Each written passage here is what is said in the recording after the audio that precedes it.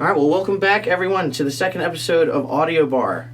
Hopefully you listened to the first episode with Litz. If you haven't, maybe you can go back and revisit that. But today, we are sitting down with Ms. Annie Stokes, a local singer-songwriter, and she has a new album coming out today, actually. Happy Sunday, happy Valentine's Day. Thank you for being here on the day of your album release. Thank you so much for having me. This is the best way to start off this day. So your release party's tonight, right? It is, yeah. At Iota Cafe. It was nice that... Sorry, go ahead. Oh, sorry, at 8:30, yeah. Nice. It was nice that you chose a day like this to... It's very appropriate for the album, I think. Oh, yeah. Very much so. Yeah, we were looking at the calendar and it just kind of came together. You know, tomorrow's a federal holiday, tonight's the night of the Feast of Love, so it just seemed very fortuitous.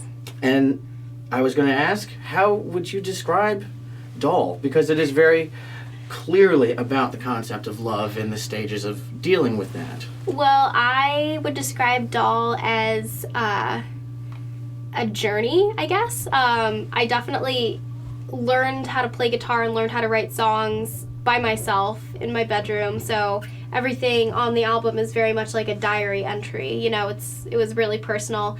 And then I wrote a lot of the songs after my 23rd and 24th year. I had some really interesting adventures during those periods of my life, and then I kind of came back to DC when I was 25, and I started sitting down and writing about everything I'd gone through, kind of to try to make sense of it and to make some meaning out of it. And I ended up with Doll, which is kind of a sonic journal entry of my early 20s. We put that up to the cameras to show. Yeah. Here we are. Doll. I get this guy too. Everybody loves Physical Media. It's a great album. I must have listened to it 6 or 7 times already. Ah, that's awesome. I have this theory. I'm a bit of a fanboy. When I get into something, I start to develop my own ideas. I want to hear it. And it sounds almost like it's 10 songs exactly, and there's 5 steps of grieving, and it almost sounds exactly like someone going through the stages of grief of a relationship or something, an event in life that happened, and like you said, you processing that thing from the intro song, which sounds very much like we're entering a sad sort of reflective area, but by the time you get to the last song, it's almost like a Western, like riding high into the sunset. You know what? You're absolutely right. This album is kind of specifically about a relationship I went through when I was 24. A series of kind of interpersonal interactions that really affected me, and I think ultimately definitely shaped me for the better and led me into a really fantastic chapter of my life. But, you know, it took a while to process, and I processed it through songwriting. Mm-hmm. And I remember meeting with Sean, like, over a year ago at a Starbucks, and we were talking about the album, and I said, you know, I kind of have this idea of just telling a story of a year through an album. So we definitely ordered the songs in order of, like, how you enter a kind of destructive, unhealthy relationship, and then how you process it, and then how you ultimately get out of it and triumph over it. So you would be correct in your assumptions. Yes, very nice. Thank you. Yeah. Yeah, I was really captivated from the very beginning, and it's really interesting that an album, the very first song is the first single, and it's also a fantastic hook for someone, you know, personally, I don't necessarily listen to the specific genre, but it became much more than just researching an artist. You know, I mean, the experience is translated very well from your processing to the final result that is the album itself. Well, thank you so much. I really like the sparse instrumentation on there. Everything is it's all very simple, but it all comes together very well, and every instrument has its purpose. Really like the violin on the first track. I believe that's the first track. Yeah, that is actually my friend LeVar Edmonds. He's in a band called Wilder, and I met him a couple years ago. I was playing at like a farmer's market of all places with him. We were getting paid in like homemade donuts and like farm-grown blueberries. And I played with his band. It was the best. And he's just a fantastic strings player. So he played on my EP and he played on this album. So who else was involved in as far as accompaniment? I mean, we have Sean Gotkin here. That's our engineer, and also half of the brainchild of the album itself, production wise. Right. But in addition to the artists you just mentioned, who else is on the album with you? Well, in addition to LeVar, in addition to Sean, who just kind of has been by my side through the beginning of this production, we have Andrew Gaber. He's in Pleasure Train. He's my percussionist, and he, for an acoustic singer-songwriter, like I said, this kind of started in my room by myself. To have a rhythm section like Andrew back me up, it really just like brought a whole new dimension to my music. So that was really fantastic. We have Will Berger on bass. He does a fantastic job. Always just takes it to another level. Jenna Fotiadis. I always worry that I mispronounce her name, but she's in Crystal Youth. She was in Stomp Status. She is just a phenomenal, an absolute genius, phenomenal musician. Every time it's intimidating. She would put something on my song and I'd be like, I didn't even know that something I wrote could sound like that. So Jenna really brought her A game. Gordon Sterling helped me out on a song on acoustic guitar. Chris Sia did upright bass for Wrecker. Both those men are absolute geniuses. Colin Thompson played lap steel guitar for the last song, the Western sounding one. And like I said, Sean did electric guitar and synthesizer, and he also helped with a lot of compositions. So I was really, really lucky in that I happened to be friends with like some of the most talented people I've ever met, and they all were kind enough to like step into the studio and help me out. Yeah. So what was life before you met all these people, as a person just discovering your musicians here? Well, I think life before I met them, before I kind of came into this, I work with Blue Hippo Recordings. Sean's my producer. All of my musicians have kind of become family. But before I met them, I think it was kind of necessary for me to be on my own for a little while, because I was able to really learn about my own artistic self as a songwriter and as a guitarist. And I've certainly blossomed since I met them, and I look back and I remember wanting to meet people like them and to be able to create art with them. But before I kind of came into this family, I was waiting for them. So I feel very appreciative for where I've ended up. And I feel very appreciative for kind of every step of the journey, and for the waiting, I guess. Does that make sense? Yeah. Okay. You want to go back a little further and tell us how you sort of got started? You have a musical family. You just had to take lessons during how were you classically trained? Not really. I do have a musical family. Both my parents are fantastic singers. My dad was in a band. He's a guitarist. My little sister Mickey, is an incredibly talented left-handed classical guitarist. Writes her own songs.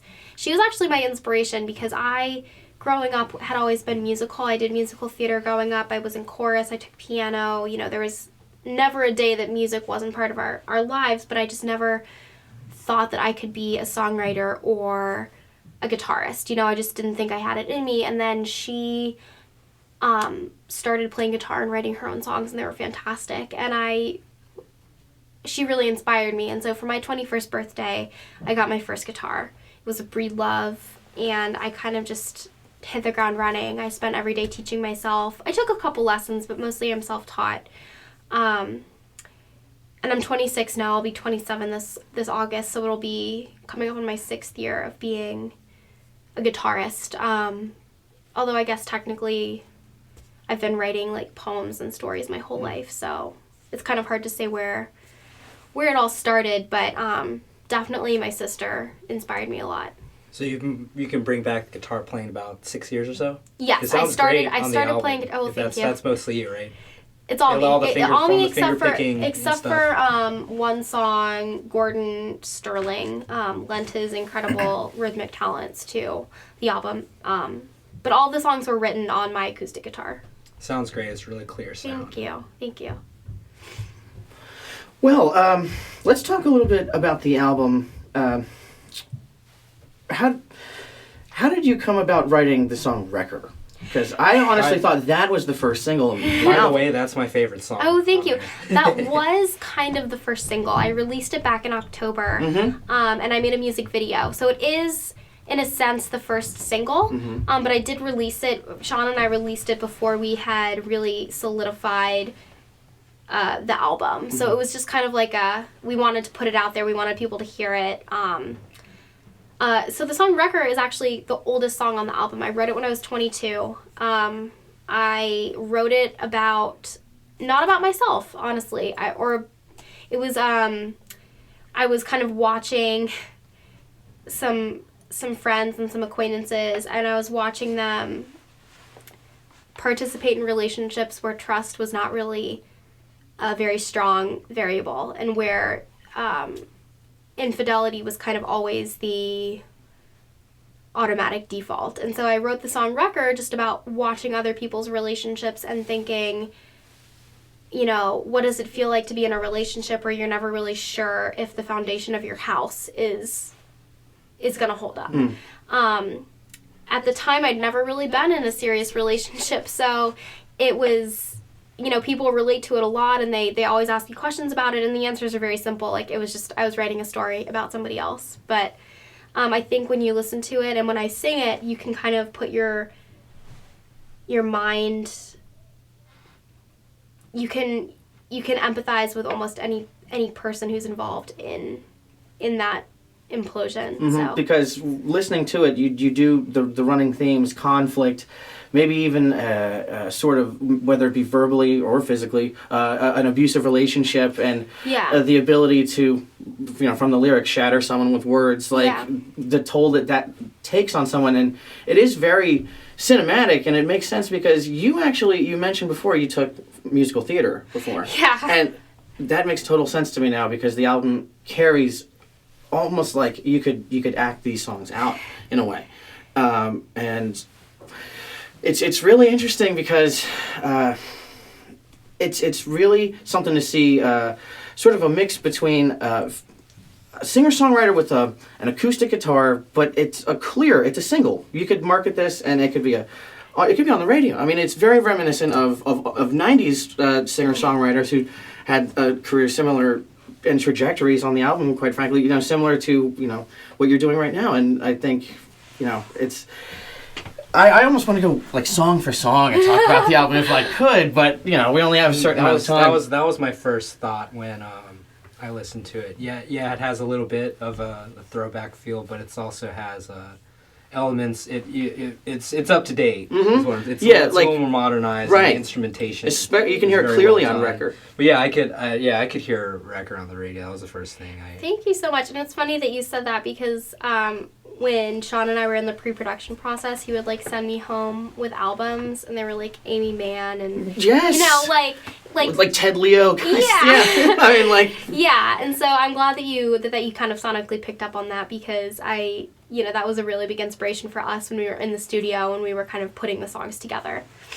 Excellent. I really dug that instrumentation. I really think we're going to see some more of that tonight at your show, because you're playing with a full band. I'm playing with a full band, and I will say that 90% of my full band was also my studio band. And then we have a really awesome... He wasn't on the album, Josh Stansfield, but he... I know that guy. We know that guy. But he has really just fully, come into the family and just brought the music to a whole nother level. So I think you'll absolutely hear what you heard on the album tonight at Iota. So live, are you rocking it as a quartet or a quintet?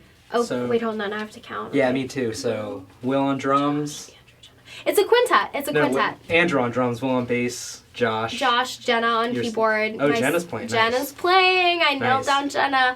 And then myself on vocals and guitar. And so I feel very, very lucky. And then our opening act is MILKBEARD, which is a local kind of Pearl Jam project. They're really awesome. And then Lauren Calv, who is just a stunning, breathtaking singer-songwriter. I was I was like dancing around when she agreed to open for me. So I'm really excited. I hope everybody's really excited. No, it's a good matchup for tonight. Thank you. And from tonight and beyond, where do you go? Is there a tour planned? There is a tour planned. We are hitting up New York City on February 20th, so next Saturday. We're going to be playing at Piano's upstairs lounge. We're going to be part of a lineup of two or three other musicians. I think we'll be closing the night, and that's super exciting. I love Piano's. I've played there before. We're going to be playing the Music Cafe in Montgomery County, Maryland. We will be playing the Vinyl Lounge in DC. And then I have a couple acoustic sets lined up at Old Busthead Brewery. I have a lot of winery shows lined up. And the Vinyl Lounge, that's at Gypsy Sally's that in is at Georgetown? Gypsy Sally's, yeah. That'll be in mid-March. Awesome. If you guys want to... I should have memorized these dates, but if you guys want to go to AnnieStokesMusic.com, I have them all laid out, and they have the correct times and the correct dates, and I'm sure I'll mess something up right now. I'm the same way. I couldn't name yeah. dates. I'd encourage all our listeners to go to all of the artists' websites. Yeah. And then this summer I hope to be hitting up some festivals, and I'm just really, really excited to be, playing with a band and playing with your friends who are in your band. It just really opens up like 1,000 new universes for you as an artist. So I'm really excited for everything that's about to happen. Is there anything that you can sort of fill us in about that maybe you haven't announced to the world yet? Anything special going on later this summer? Not quite. You want to keep it under wraps? I mean, I'm really excited to keep working with Blue Hippo Recordings. I have always toyed with the idea of starting my own record label and artist consultation company. Mm-hmm. We would call it Pony Girl Records. Love and it. Thank you. And so I look forward to kind of growing that and helping other artists and just going through this whole process of releasing an album and marketing an album. You really appreciate the community of local artists that you're part of, and you appreciate how much they help you and you want to help them.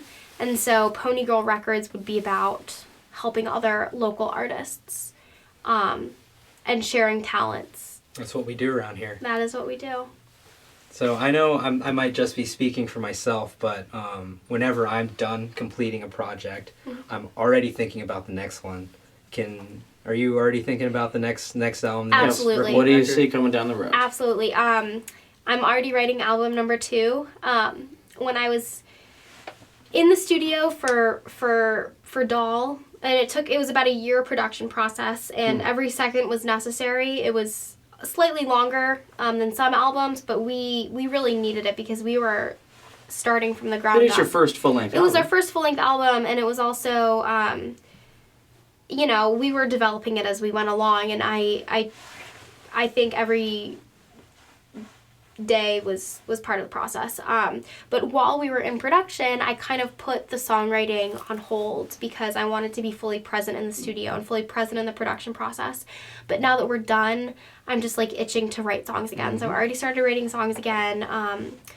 Everything I've learned these past 13 months, I'm taking into the songwriting process again. So yes, I'm so excited to start writing songs again. And this is going to sound very vague, but where's your head at for this album? I mean, Doll was very much of processing relationships.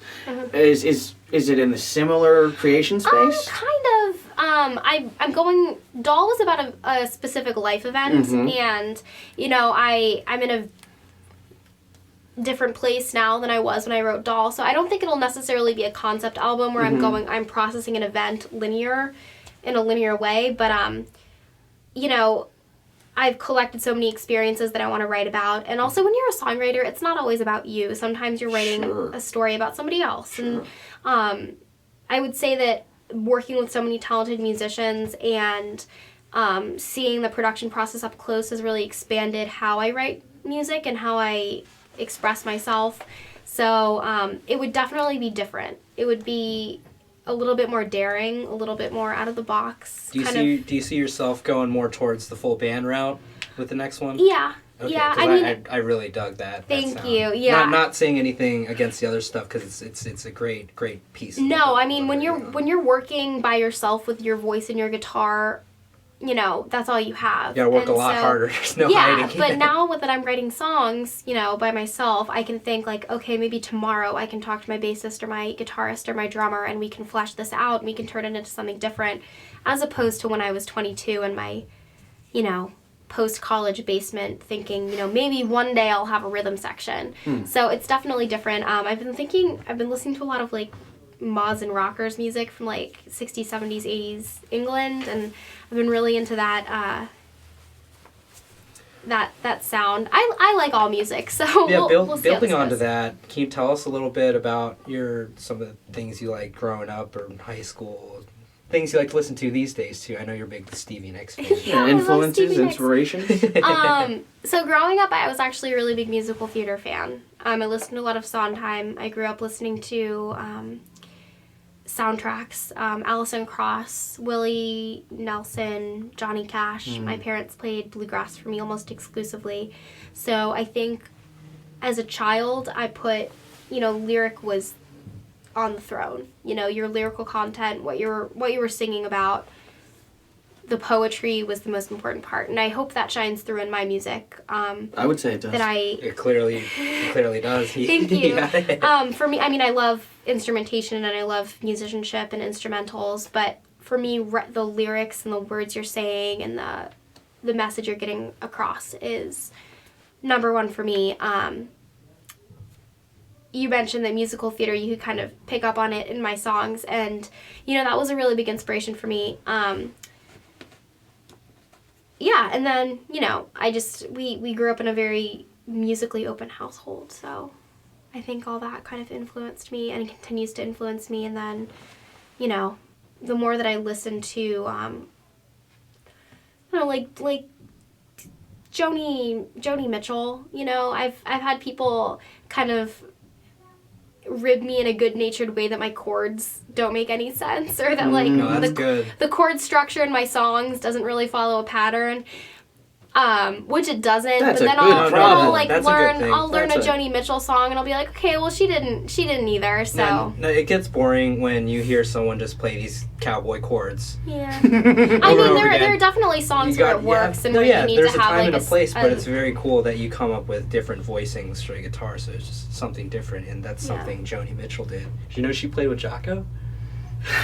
Talking a lot about Jocko lately. Yeah, sorry, we were talking about Jocko earlier. I didn't mean to take us off. But. No, and I mean, when I got to know Sean, he gave me the album by Linda Ronstadt, you know, with Willin' and with Faithless Love, and that was a big inspiration for me. I was just about to ask if you could think of a song or an album or even a specific moment from an artist where you go, if I could just get to that, I would be good. Yeah,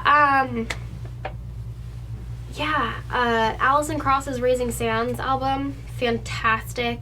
Linda Ronstadt, Willin', I love that. Stevie Nicks' Belladonna album, I've been listening to that a lot lately.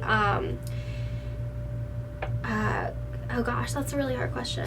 And it should be, It's a rightfully really so. hard question. I love Amy Mann.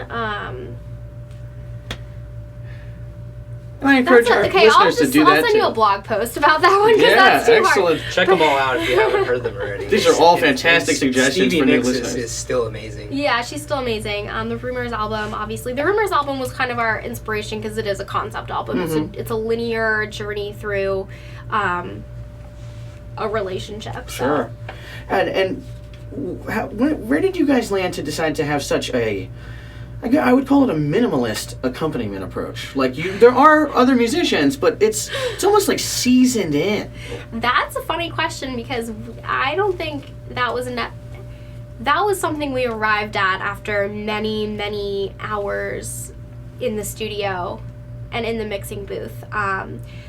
I think it's exactly where we needed to be, but when there are certain songs here that ended up being acoustic songs, like Fair Game is an acoustic song. When we started out, it was going to be a full band song. And then we just went through the process of mixing it and you know, listening to it, and we were like, this needs to be acoustic. Same with a lot of other songs. We had grandiose plans for instrumentation for other songs, and then the songs just kind of spoke to us and said, we don't need this. So I'm really glad that you like the sparse instrumentation, because it was something that kind of came to us while we were in that booth over there. So are there any versions of these songs where, have you ever played electric guitar? I play electric guitar. Yeah. But not on anything you've released so far? I am looking at my funds and at my savings accounts, and I'm eyeing some Telecasters and some maybe semi-hollow bodies. Yeah, I adore electric guitar, and I love finger picking on electric guitar. I haven't really introduced that into my live shows yet, but that's something I'm looking forward to in the future. Next album. Do an acoustic version and an electric version. Hey, maybe it's not, maybe that idea has been pitched. I can't say it. I can't confirm or not confirm. Maybe an not. idea of an acoustic EP / with an electric B-side, but Now that sounds cool. yeah. That sounds awesome. Well, I think that is a natural indicator that we might want to get our engineer in here to talk about some of the more specifics about the sounds and approaches in crafting this album. Because like you said, it was a collaborative effort. So let's take a quick break, and we're going to hear from Sean Gotkin, sound engineer, producer, and brainchild of Blue Hippo Recordings. And we'll be right back.